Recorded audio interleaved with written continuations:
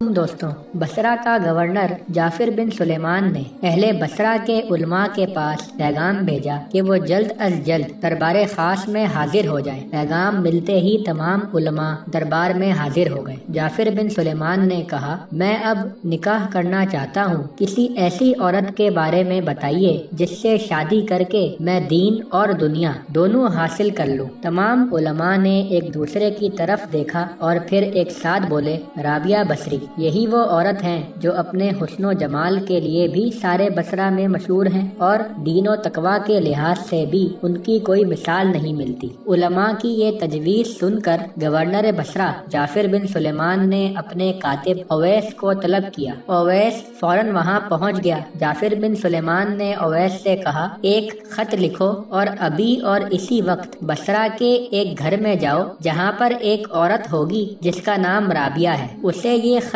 हवाले कर दो। अवैस ने सर हिला दिया। फिर जाफिर बिन सुलेमान ने कहना शुरू किया, लिखो, बिस्मिल्लाहिर्रहमानिर्रहीम। दुनिया में जो माल और दौलत मौजूद है, मैं उसमें से रोजाना के 80,000 दरहम का मालिक हूँ। अगर आप मुतालबा करें तो 1 लाख होने में कुछ ही वक्त लगेगा। मैं आपको अपने लिए निकाह का पैगाम देता हूँ और आपको 1 लाख मेहर देने की पेशकश करता हूँ और इसके बाद मैं इस मेहर की तरह आपका मुकद्दर बन जाऊंगा। लिहाजा मेरा खत जब आपको मिले तो इसका जवाब देने में ताखीर ना कीजिएगा। वस्सलाम। गवर्नर बसरा का खत लेकर अवैस दरबार खास से बाहर निकल गया। उसके जहन में अजीबो गरीब ख्यालात सर उभार रहे थे। तभी उसे सामने से अपना एक हम अकीदा दोस्त सलमान आता हुआ दिखाई दिया। अवैस फौरन आगे बढ़ा और फिर दोनों एक दूसरे से बगलगीर हो गए। फिर अवैस ने सलमान से बेकरार होकर पूछा,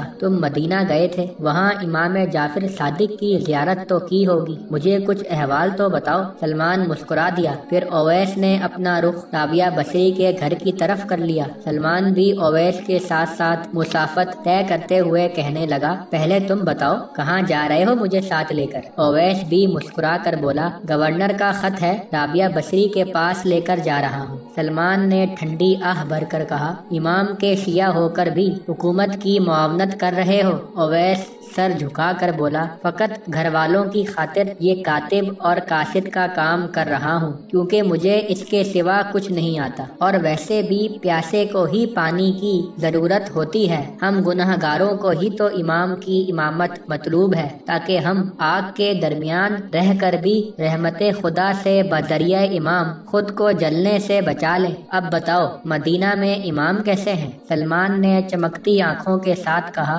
दिन रात अपने नाना के दीन की इशाअत में मसरूफ हैं, क्योंकि बनो उमैया का खलीफा हश्शाम बिन अब्दुल मलिक अब्बासियों की बगावत को दबाने में अपनी सारी ताकत लगा रहा है। लिहाजा इमाम से उसका ध्यान हट गया है और इमाम को दीन की सही ताबीर लोगों तक पहुंचाने का मौका मिल गया है। अवैस के चेहरे पर भी बशाशत आ गई। बोला, अल्लाह का शुक्र है जिसने उम्मत के अहवाल पर रहम फरमाया और आले मोहम्मद को हमारी हिदायत के लिए मुंतखब फरमाया। अब मुझे बस ये फिक्र है कि बसरा की सबसे मुत्तकी औरत राबिया बसरी को गवर्नर बसरा जाफिर बिन सुलेमान ने निकाह का पैगाम भेज दिया है। सलमान हैरान होकर बोला, क्या बक रहे हो? अय्याश गवर्नर और मुत्तकी राबिया की शादी, ये तो बड़ा ही गंदा मजाक हो जाएगा। अवैस कंधे उचका कर बोला, क्या किया जा सकता है, ये बकवास तो गवर्नर की है, मैं तो बस ये बकवास आगे पहुंचा रहा हूँ। सलमान कुछ सोच कर बोला, मेरा नहीं ख्याल कि राबिया इस निकाह के पैगाम को कबूल करेंगी। इस पर अवैस ने सलमान को घूरते हुए कहा, तुम्हें क्या लगता है अगर गवर्नर के पैगाम को ठुकराया गया तो वो मजनू आशिक की तरह किसी मैखाने में बैठकर शराब की बोतलें पिएगा? हरगिज नहीं, वो जबरदस्ती राबिया बसरी से निकाह करेगा और शहर के उलमा भी उसे रोक नहीं पाएंगे, क्योंकि ये निकाह की तजवीज भी उलमा ने ही दी है। सलमान ने मायूसाना अंदाज में सर हिला दिया। फिर वो दोनों अब्बासियों की बगावतों के बारे में गुफ्तगू करते हुए राबिया बसरी के घर के बाहर पहुंच गए। तभी उन दोनों ने देखा कि राबिया बसरी के घर में पहले से ही फिका के आलिम और रावी हदीस सुफियान सोरी मौजूद हैं और वो राबिया बसरी से पूछ रहे हैं, राबिया आपके नजदीक सखावत क्या है? राबिया बसरी ने जवाब दिया, मेरे नजदीक सखावत ये یہ ہے کہ تم لوگ اللہ کی عبادت صرف اس کی محبت کی خاطر کرو، جزا یا سزا کی خاطر نہیں۔ تبھی اویس اور سلمان اندر داخل ہو گئے۔ رابعہ نے ان دونوں کو دیکھا۔ اویس نے گردن جھکا کر کہا، میں گورنر بصرہ جعفر بن سلیمان کا قاصد اویس ہوں، آپ کی جانب گورنر کا خط لایا ہوں۔ اس کے بعد اویس نے وہ خط رابعہ بصری کے حوالے کر دیا۔ رابعہ بصری نے تحمل کے ساتھ پورا خط پڑھا، پھر اویس کو مخاطب کر کے بولی، اویس تم گورنر کے کاتب بھی ہو؟ اویس نے سر ہلا دیا۔ رابعہ نے کہا، تو کیا میرے لیے ایک خط تحریر کرو گے تاکہ میں گورنر بصرہ کو جواب دے سکوں؟ اویس نے پرزور انداز میں سر ہلایا۔ رابعہ بصری مسکرا دی، پھر اٹھ کر خط کی کتابت کا سامان اویس کے حوالے کر دیا۔ سفیان ثوری اور سلمان دونوں یہ منظر کو اپنی آنکھوں میں قید کر رہے تھے۔ رابعہ بصری نے کہنا شروع کیا، لکھو، بسم اللہ الرحمن الرحیم، زہد و تقوی اس دنیا میں دل اور جسم کے لیے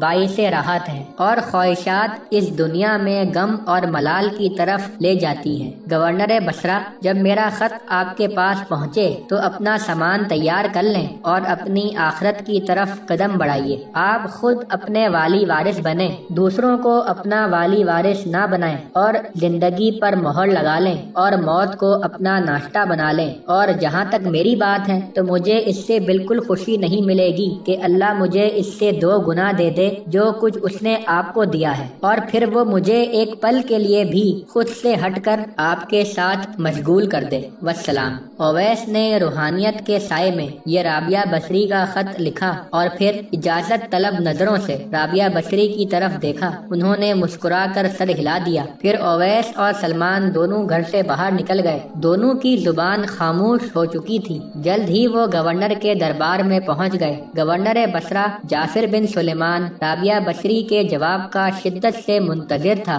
اویس کو دیکھتے ہی وہ فوراً بولا، جلدی سے جواب پڑھو۔ کیا جواب دیا رابعہ نے؟ اویس نے ڈرتے ڈرتے رابعہ بصری کا جواب جعفر بن سلیمان کے سامنے پڑھ دیا۔ رابعہ بصری کے جواب نے وہاں موجود تمام علماء کی آنکھیں بھی نم کر دی۔ دوسری طرف گورنر کا چہرہ غصے سے سرخ ہو چکا تھا۔ اسے اس جواب میں اپنی بے عزتی محسوس ہو رہی تھی۔ وہ دھاڑ کر بولا، آج رات میں رابعہ کے گھر میں خود جاؤں گا، پھر دیکھتا ہوں وہ کیسے انکار کرتی ہے۔ علماء نے فوراً اپنا سر جھکا دیا۔ اویس کے دل و دماغ میں بھی مختلف اندیشوں نے جنم لے لیا۔ وہ فوراً دربار خاص سے باہر نکلا اور سلمان سے بولا، ہمیں کچھ تو کرنا ہوگا۔ اگر گورنر نے رابعہ بصری کی طرف ہاتھ بھی بڑھائے تو ہمیں حرکت میں آ جانا چاہیے۔ وہ بصرہ کی سب سے نیک عورت ہیں، اللہ کے سب سے قریب ہیں۔ ہمیں ہر صورت اس گورنر سے ان کی حفاظت کرنی ہوگی تاکہ بروز حشر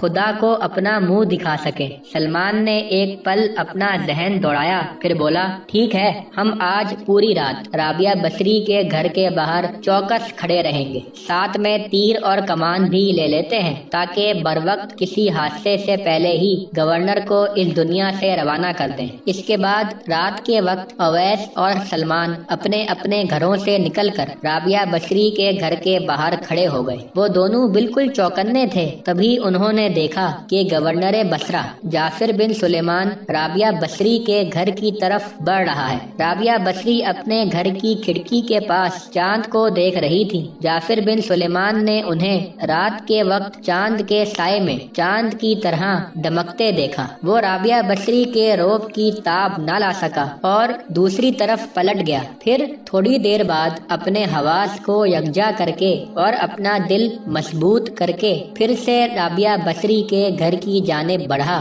جعفر بن سلیمان کو خلاف توقع رابعہ بصری کے گھر کا دروازہ کھلا ہوا ملا۔ اس نے اپنے دل کی دھڑکنوں کو بڑی مشکل سے قابو میں کیا۔ اندر چراغ روشن تھا۔ وہ بے باکی کے ساتھ اندر داخل ہو گیا۔ اگلے ہی پل سلمان اور اویس بھی اوٹ لے کر گھر کے صحن میں آ گئے، لیکن وہاں کوئی نہیں تھا۔ رابعہ بصری کھڑکی سے ہٹ چکی تھی اور اب ان کے گھر کی چھت سے پرسوز آواز آ رہی تھی۔ گورنر تیزی سے سیڑھیاں چڑھ گیا۔ وہ دونوں بھی چھت کی طرف لپکے۔ چھت پر رابعہ بصری عشاء کی نماز سے فارغ ہو کر دعا کر رہی تھی، پروردگار، ستارے روشن ہو گئے، لوگ سو گئے، بادشاہوں نے دروازے بند کر لیے، ہر محبوب اپنے محبوب سے محوے راز و نیاز ہے، لیکن میں آپ کے سامنے کھڑی ہوں۔ جعفر بن سلیمان پر سکتہ طاری ہو گیا۔ تبھی رابعہ بصری نے پلٹ کر اسے قہر آلود نظروں سے دیکھا۔